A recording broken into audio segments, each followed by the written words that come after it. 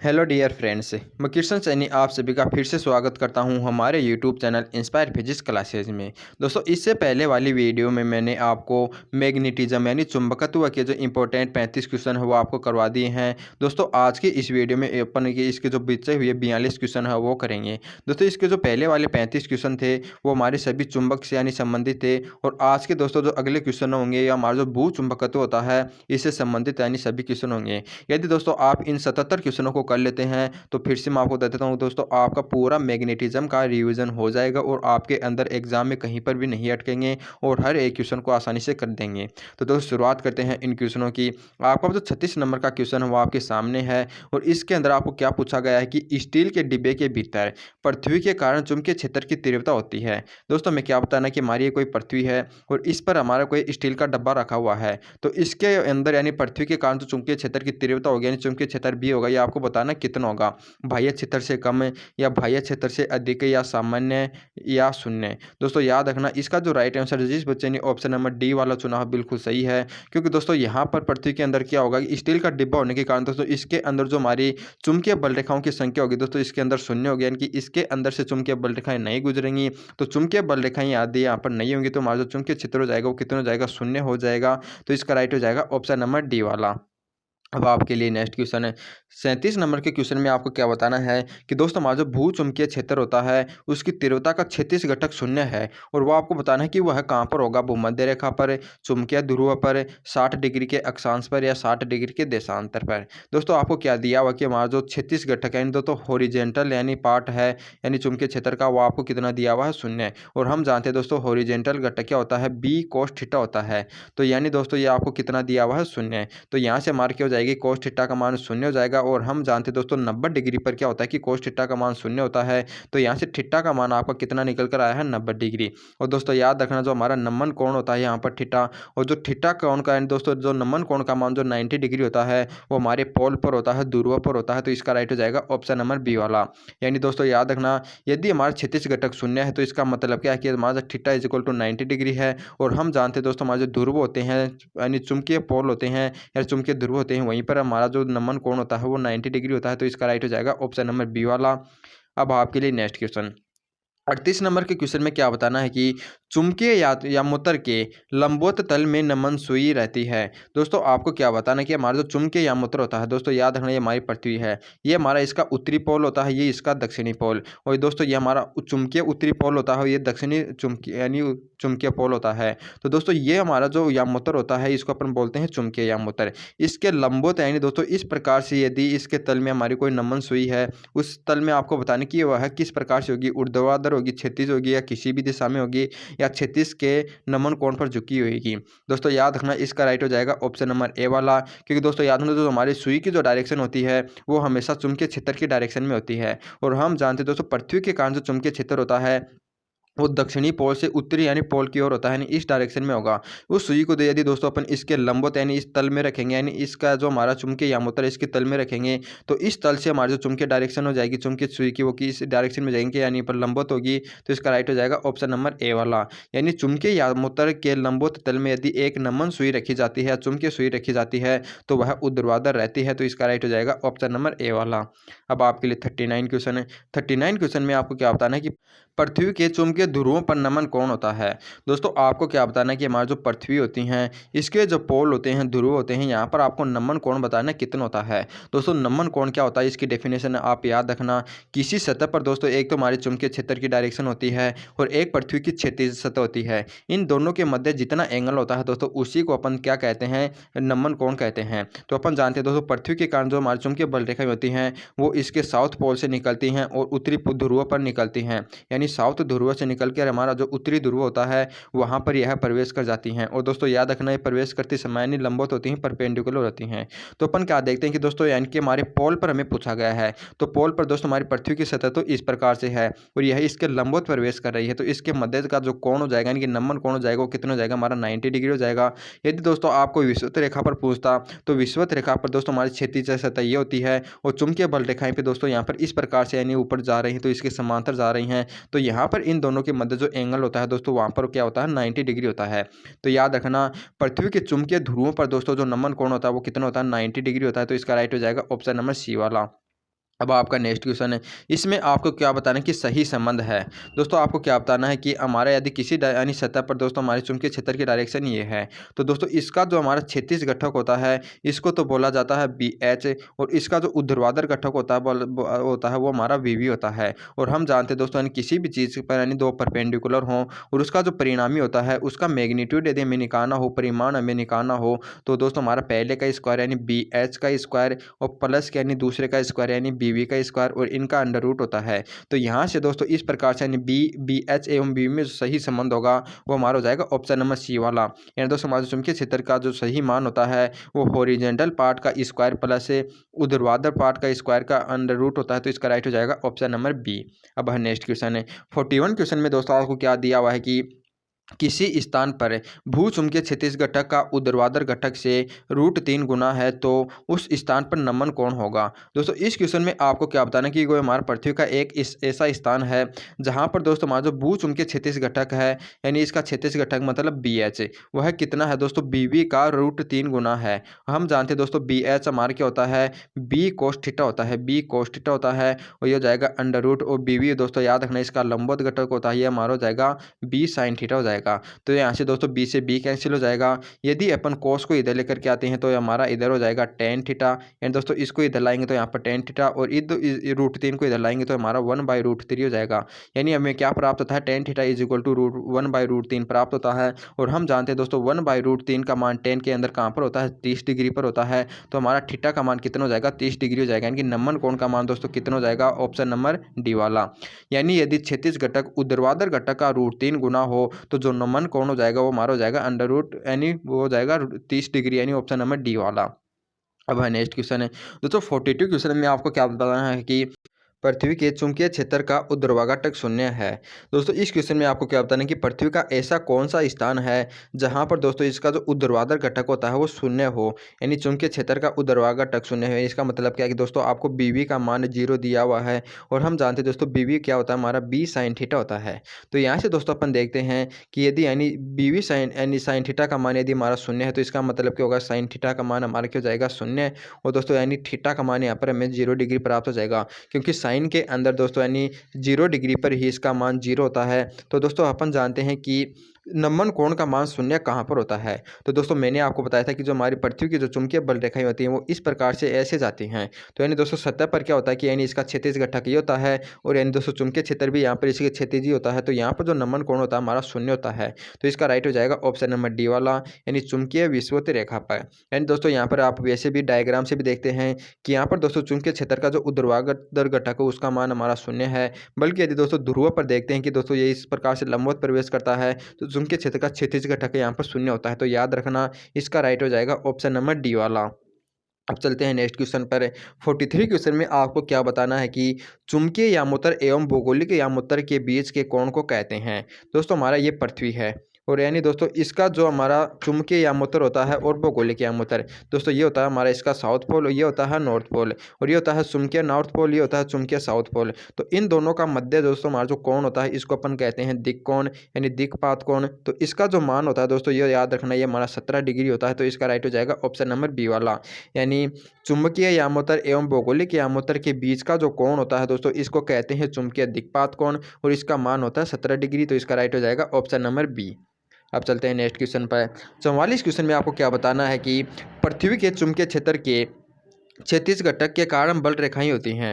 दोस्तों आपको क्या बताना है कि हमारा जो चुंबक का जो क्षैतिज घटक है यानी उसके कारण जो बल रेखाएं होती हैं वो कौन सी होती हैं। तो दोस्तों याद रखना हमारा ये पृथ्वी होता है, इसके क्षैतिज घटक पर यानी दोस्तों यानी देखते हैं कि हमारी चुंबकीय बल रेखाएं यहाँ पे इस प्रकार से जाएंगी, यहाँ से इस प्रकार से जाएंगी, यहाँ से इस प्रकार से, इस प्रकार से, इस प्रकार से। तो दोस्तों यहाँ पर हमारे इसका जो क्षैतिज घटक होता है ये देखते हैं कि दोस्तों यहाँ पर एक दूसरे के समांतर होती हैं, समांतर एवं सीधे रेखाएं होती हैं। तो इसका जो राइट हो जाएगा वो जाएगा ऑप्शन नंबर ए वाला, यानी पृथ्वी के चुंबकीय क्षेत्र का दोस्तों क्षैतिज घटक के कारण जो बल रेखाएं होती हैं वो हमारी कैसी होती हैं, वो समांतर एवं सीधे रेखा में होती हैं। तो इसका राइट हो जाएगा ऑप्शन नंबर ए। अब आपके लिए 45 क्वेश्चन है।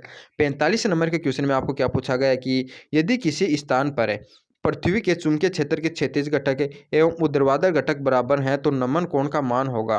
दोस्तों आपको क्या बताना कि हमारा पृथ्वी का एक ऐसा स्थान है जहां पर क्या है कि दोस्तों हमारा जो इसका क्षैतिज घटक है, यानी कि ये मान लेते हैं कि दोस्तों यानी कि हमारा इस प्रकार से यहाँ से जा रहा है, तो इसका दोस्तों ये हमारा एक क्षैतिज घटक और ये ऊर्ध्वाधर घटक है, ये दोनों यहाँ पर इक्वल है। तो आपको बताना कि उसका नमन कोण वहाँ पर कितना होगा। दोस्तों अपन जानते हैं कि आपको क्या दिया हुआ कि B H is equal to B V दिया हुआ है। तो बी एच आपका कितना होता है, बी कोस थीटा होता है और दो यानी बी साइन थीटा होता है, सॉरी दोस्तों ये होता है हमारा बी बी एच हॉरिजेंटल, ये होता है बी कोस थीटा, और बी वी यानी दोस्तों यानी लंबवत यानी क्या होता है हमारा होता है बी साइन थीटा। इन दोनों का मान आपको यहाँ पर इक्वल दिया हुआ है, तो इससे ये कैंसिल हो जाएगा। अपन यहाँ पर देखते हैं कि टेन थीटा का मान आपको कितना प्राप्त होता है, 1 प्राप्त होता है। और हम जानते हैं दोस्तों टेन के अंदर 45 डिग्री पर हमारे इसका मान 1 होता है, तो थीटा का मान यहाँ पर आपका कितना निकल कर आ जाएगा, 45 डिग्री। यानी ऐसा स्थान जहाँ पर चुंबकीय क्षेत्र का क्षैतिज घटक एवं ऊर्ध्वाधर घटक यदि बराबर है तो दोस्तों हमारा जो नमन कोण होगा वो हमारा कितना हो जाएगा, 45 डिग्री हो जाएगा। तो इसका राइट हो जाएगा ऑप्शन नंबर सी। अब चलते हैं नेक्स्ट क्वेश्चन पर। 46 क्वेश्चन में आपको क्या बताना है कि नमन कौन है। दोस्तों आपको बतानी कि नमन कोण की डेफिनेशन क्या है। तो दोस्तों मैंने आपको बताया कि नमन कोण हमारा क्या होता है कि दोस्तों हमारा इस प्रकार से पृथ्वी है तो इसका एक तो क्षैतिज घटक है और हमारा जो चुंबकीय क्षेत्र की जो डायरेक्शन होती है उसी को अपन क्या कहते हैं, इनके मध्य के एंगल को नमन कोण कहते हैं। तो इसका जो राइट आंसर हो जाएगा दोस्तों वो जाएगा ऑप्शन नंबर सी वाला, यानी पृथ्वी के चुंबकीय क्षेत्र की दिशा एवं क्षैतिज यानी दिशा के बीच का जो कोण होता है उसी को अपन क्या कहते हैं, नमन कोण कहते हैं। यानी हमारे दोस्तों पृथ्वी है और यहाँ से यानी कि इसके इस ध्रुव से निकल करके इस ध्रुव पर बल रेखाएं जाती हैं। तो यानी दोस्तों हमारी पृथ्वी की क्षैतिज दिशा है और ये चुंबकीय क्षेत्र है, इन दोनों के मध्य का जो एंगल है इसी को कहते हैं नमन कोण। तो दोस्तों यानी कि यहाँ पर ध्रुव पर हमारी क्षैतिज दिशा ये होती है और चुंबकीय क्षेत्र यहाँ पर प्रवेश करता है। तो यहाँ पर दोस्तों इसका जो हमारा दिशा है और ये हमारा नमन कोण कितना है, 90 डिग्री। इसी प्रकार से दोस्तों हमारा ध्रुव पर इसका 90 डिग्री होता है। तो नमन कोण की डेफिनेशन आप याद रखना, यदि ये डेफिनेशन आपको याद है तो दोस्तों यदि आपकी इससे संबंधित कोई भी क्वेश्चन पूछा जाए आप आसानी से कर सकते हैं। इसका मान यदि आपको ध्रुव पूछा जाए या क्षैतिज पर पूछा जाए आप हमेशा बता देंगे। अब आपका 47 नंबर का क्वेश्चन है, इसमें आपको क्या बताना है कि चुंबकीय निरक्ष पर नमन कोण का मान होता है। तो दोस्तों यानी कि वही बात हो गई, यानी कि निरक्ष यानी बिंदु पर दोस्तों निरक्ष वाली यही है विषुवत रेखा पर। तो यहाँ पर दोस्तों इसका जो मान होगा ये मैंने आपको बताया था कि दोस्तों यानी क्षैतिज दिशा ये होती है और चुंबकीय क्षेत्र की डायरेक्शन ये होती है। तो यहाँ पर इन दोनों के मध्य एंगल कितना होता है, 0 डिग्री होता है। तो इसका राइट हो जाएगा ऑप्शन नंबर ए। अब आपके लिए 48 क्वेश्चन है। 48 क्वेश्चन में हमें क्या बताना है कि भू चुंबकीय एवं भूभौगोलिक अक्ष के मध्य कौन होता है। दोस्तों हमारी पृथ्वी है, इसका जो हमारा जो भौगोलिक अक्ष होता है ये हमारा ये होता है, यानी इसका ये हमारा नॉर्थ पोल होगा, ये साउथ पोल हो गया। और दोस्तों ये वाला हमारा जो अक्ष होता है ये होता है हमारा भू चुंबकीय अक्ष, यानी दोस्तों हमारे चुंबकीय उत्तरी ध्रुव होता है और ये हमारा चुंबकीय दक्षिणी ध्रुव है। इसके मध्य का जो कोण होता है दोस्तों मैंने आपको बताया कि हमारा चुंबकीय दिक् अनुपात कोण होता है और इसका जो मान होता है दोस्तों याद रखना 17 डिग्री होता है। तो इसका राइट हो जाएगा ऑप्शन नंबर बी। अब आपका 49 क्वेश्चन है। 49 क्वेश्चन में आपको क्या पूछा गया है कि चुंबकीय ध्रुव के समीप समुद्री यात्री के लिए चुंबकीय दिक् सूचक उपयुक्त नहीं है क्योंकि। दोस्तों हमें क्या बताना है कि हमारा यानी इस प्रकार से पृथ्वी है तो दोस्तों इसका जो हमारा जो चुंबकीय ध्रुव होते हैं उसके नज़दीक यानी दोस्तों हमारे जो समुद्री यात्री होते हैं वह डायरेक्शन का पता नहीं लगा सकते, यानी दिक् सूचक का उपयोग नहीं कर सकते। वो आपको बताना है क्यों नहीं कर सकते, क्योंकि पृथ्वी के नज़दीक चुंबकीय क्षेत्र शून्य होता है या नज़दीक यानी चुंबकीय क्षेत्र लगभग ऊर्ध्वाधर है या कम ताप पर दिक् सूचक सुई के चुंबकीय गुण नहीं होते हैं या उपरोक्त में से कोई नहीं। दोस्तों इसका जो राइट आंसर हो जाएगा ऑप्शन नंबर बी वाला, यानी ध्रुव के नज़दीक दोस्तों हमारा जो चुंबकीय क्षेत्र होता है वो लगभग ऊर्ध्वाधर होता है। क्योंकि दोस्तों हमारी पृथ्वी होती है, ये मैंने आपको बताया था कि जो चुंबकीय बल रेखाएं होती है दोस्तों यहाँ से परपेंडिकुलर निकलती हैं और जाते हुए यानी परपेंडिकुलर ही उत्तरी ध्रुव पर हमारी प्रवेश करती हैं। तो यहाँ पर दोस्तों यानी कोई भी यानी क्षैतिज दिशा में चुंबकीय क्षेत्र नहीं होने के कारण तो दोस्तों हमारा जो दिक् अनुपात की जो सुई होती है वो अपन जानते हैं चुंबकीय क्षेत्र की डायरेक्शन में ही मुड़ती है। तो यहाँ पर यदि कोई क्षैतिज दिशा में कोई चुंबकीय क्षेत्र ही नहीं होगा तो दोस्तों वो कोई भी डायरेक्शन में नहीं मुड़ेगी, आप उसको जहाँ पर छोड़ देंगे वहीं पर रह जाएगी, नहीं दोस्तों वह दिशा का अनुमान नहीं लगा पाएंगे। तो इसका राइट हो जाएगा ऑप्शन नंबर बी वाला, यानी पृथ्वी की यानी दोस्तों हमारा जो समुद्री यात्रा के समीप क्या होता है कि ध्रुव के समीप क्या होता है कि जो हमारा पृथ्वी के चुंबकीय क्षेत्र होता है वो लगभग ऊर्ध्वाधर होता है, इसके कारण दिक् सूचक का उपयोग यहाँ पर नहीं कर सकते। अब आपके लिए नेक्स्ट क्वेश्चन है। 50 नंबर के क्वेश्चन में हमें क्या बताना है कि पृथ्वी के चुंबकीय उत्तरी ध्रुव पर पृथ्वी के चुंबकीय क्षेत्र का क्षैतिज घटक एवं नमन कोण के मान क्रमशः होते हैं। दोस्तों याद रखना मैंने आपको बताया कि दोस्तों जो चुंबकीय बल रेखाएँ वहीं इस प्रकार से निकलती हैं। तो यानी दोस्तों हमारा जो चुंबकीय उत्तरी ध्रुव होता है, यहाँ पर क्या होता है कि दोस्तों हमारा क्षैतिज घटक का मान होता है, चुंबकीय क्षेत्र का जो क्षैतिज घटक होता है उसका मान कितना होता है? 0 होता है। और दोस्तों हमारा जो नमन कोण होता है, नमन कोण मैंने आपको क्या बताया था कि चुंबकीय यानी दोस्तों हमारी जो पृथ्वी होती है उसकी क्षैतिज डायरेक्शन है एवं जो हमारे चुंबकीय बल रेखाएँ होती हैं, उनके मध्य जो एंगल होता है उसको अपन नमन कोण कहते हैं। और दोस्तों यहाँ पर मैंने आपको बताया था कि जो चुंबकीय क्षेत्र होता है वो यानी परपेंडिकुलर प्रवेश करता है। तो ध्रुवों पर दोस्तों क्षैतिज एवं हमारा जो चुंबकीय क्षेत्र के मध्य जो डायरेक्शन हो जाएगा, जो एंगल हो जाएगा वो कितना हो जाएगा? 90 डिग्री हो जाएगा और मैक्सिमम होता है। तो याद रखना इसका जो मान हो जाएगा वो अधिकतम हो जाएगा। तो इसका राइट हो जाएगा ऑप्शन नंबर ए वाला। यहाँ पर चुंबकीय क्षेत्र का क्षैतिज घटक हमारा 0 हो जाएगा और नमन कोण हमारा क्या हो जाएगा? अधिकतम। तो इसका राइट हो जाएगा ऑप्शन नंबर ए। अब 51 क्वेश्चन है। 51 क्वेश्चन में क्या बताना है कि पृथ्वी के कारण चुंबकीय क्षेत्र निम्न के तुल्य है। दोस्तों हमें क्या बताना है कि हमारा जो पृथ्वी का जो चुंबकीय क्षेत्र होता है, यहाँ पर यानी इसके कारण चुंबकीय क्षेत्र पाया जाता है, ये आपको बताना है किसके यानी बराबर होता है।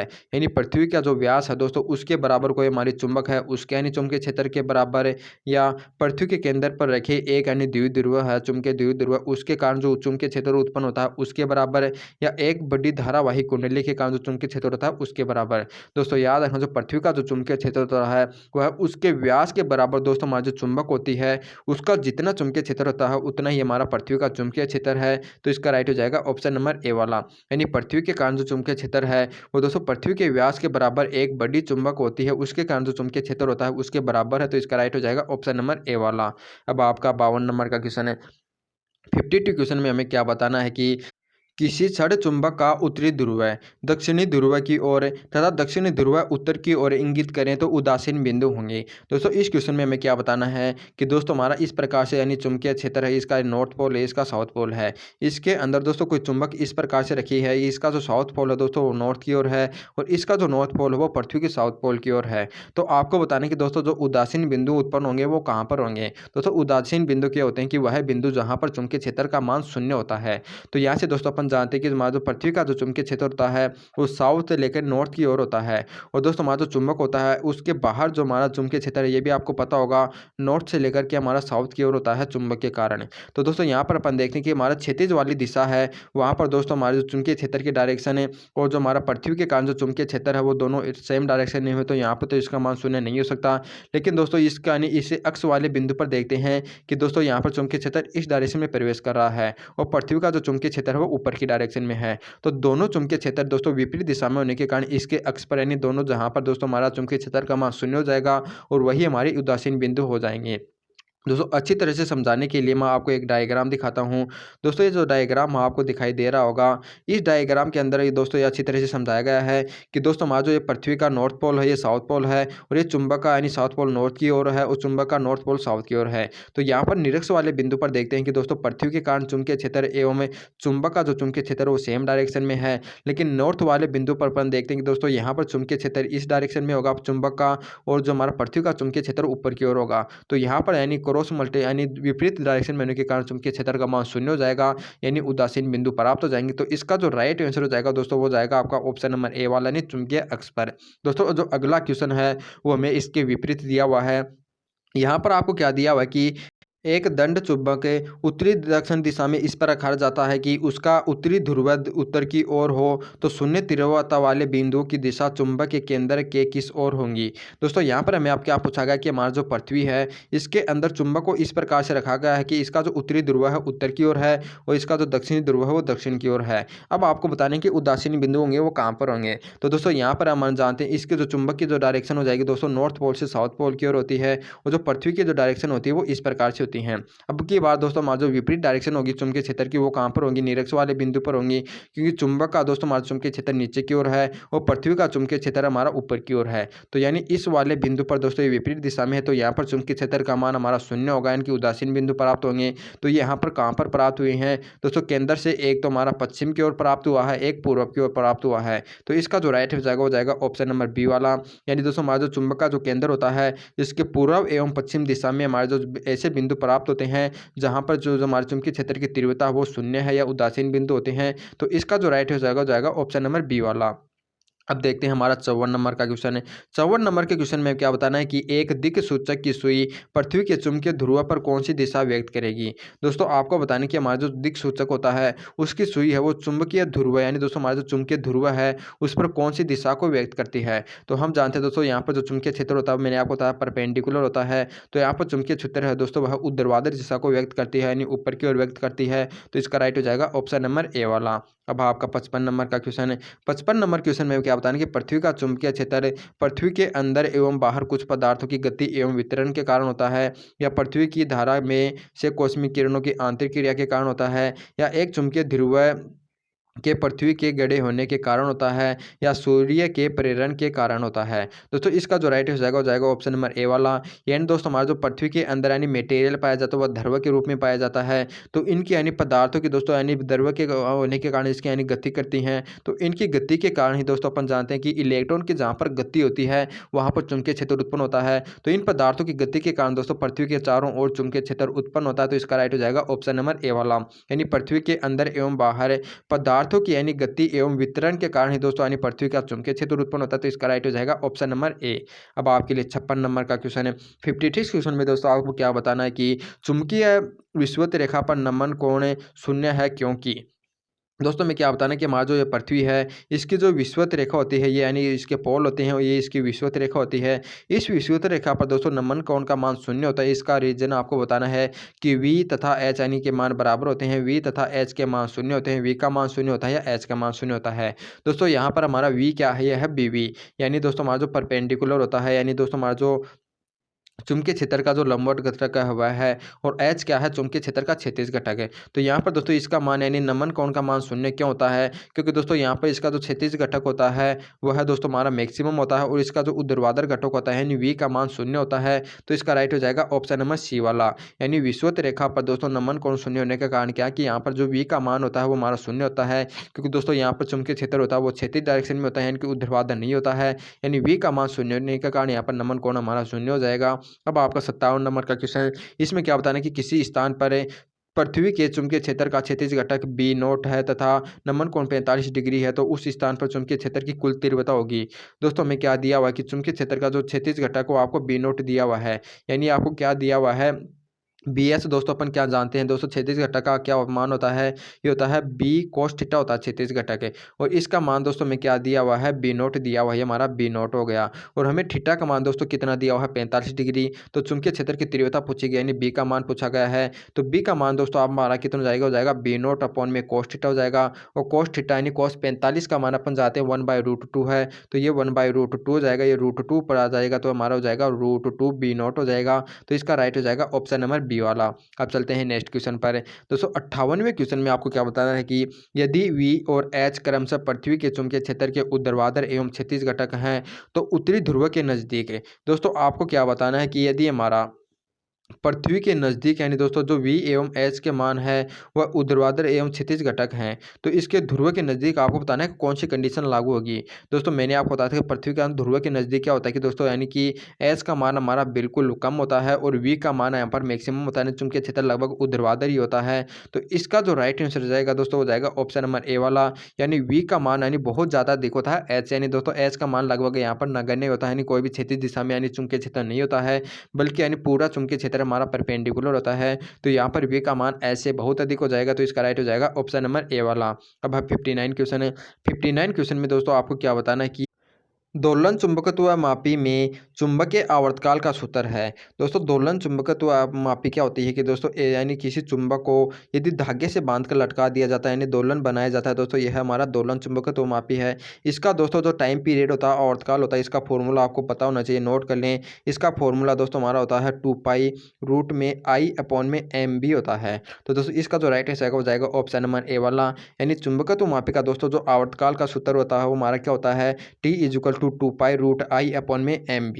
अब चलते हैं नेक्स्ट क्वेश्चन पर। दोस्तों 60 नंबर का क्वेश्चन है। इसके अंदर में क्या दिया हुआ है कि स्वतंत्रता पूर्वक लटके हुए चुंबक का आवर्तकाल निर्भर नहीं करता। तो इसका जो आवर्तकाल है दोस्तों वह चुंबक की लंबाई पर निर्भर नहीं करता है, या चुंबक के ध्रुव सामर्थ्य पर, या भू चुंबकत्व के क्षैतिज घटक पर, या लटके हुए तार की लंबाई पर। दोस्तों मैंने इसका आवर्तकाल आपको क्या बताया कि हमारे आवर्तकाल 2π रूट में आई अपॉन में एम बी एच होता है। एम बी एच मतलब क्या हो गया दोस्तों, इसका जो हमारा 36 घटक है ये हो गया। और दोस्तों आई इज इक्वल यानी जो हमारा आघूर्ण होता है, ये मैंने आपको बताया कि दोस्तों हमारा जो ध्रुव सामर्थ्य है एवं इनके मध्य की दूरी, तो मध्य की दूरी तो दोस्तों हमारे चुंबक की लंबाई पर निर्भर करेगी, ध्रुव सामर्थ्य पर यह निर्भर कर रहा है, तो इन दोनों पर यह निर्भर करेगा। और बी एच यानी दोस्तों हमारा ये आ गया है, यानी दोस्तों यह लटका हुआ जो तार होती है उसकी लंबाई पर निर्भर नहीं करती है, तो इसका राइट हो जाएगा ऑप्शन नंबर डी वाला। यानी स्वतंत्रता पूर्वक लटके हुए चुंबक का जो आवर्तकाल होता है वो लटके हुए तार की लंबाई पर निर्भर नहीं करेगा, तो इसका राइट हो जाएगा ऑप्शन नंबर डी। दोस्तों इसी के साथ आज का वीडियो अपन कंप्लीट करते हैं। दोस्तों इसके यानी कुछ लगभग यानी कुछ क्वेश्चन और बचे हुए हैं। दोस्तों ये 77 क्वेश्चन है, इसको बढ़ाकर मैं लगभग यानी दोस्तों आपके 100 क्वेश्चन करूंगा। तो दोस्तों ये जो क्वेश्चन है वो इस वीडियो में पूरे क्वेश्चन नहीं होने के कारण दोस्तों आपका इसका एक और वीडियो बनाया जाएगा, वो वीडियो आपको जल्दी प्रोवाइड करा दिया जाएगा। दोस्तों आप हमारे साथ रेगुलर बने रहिए।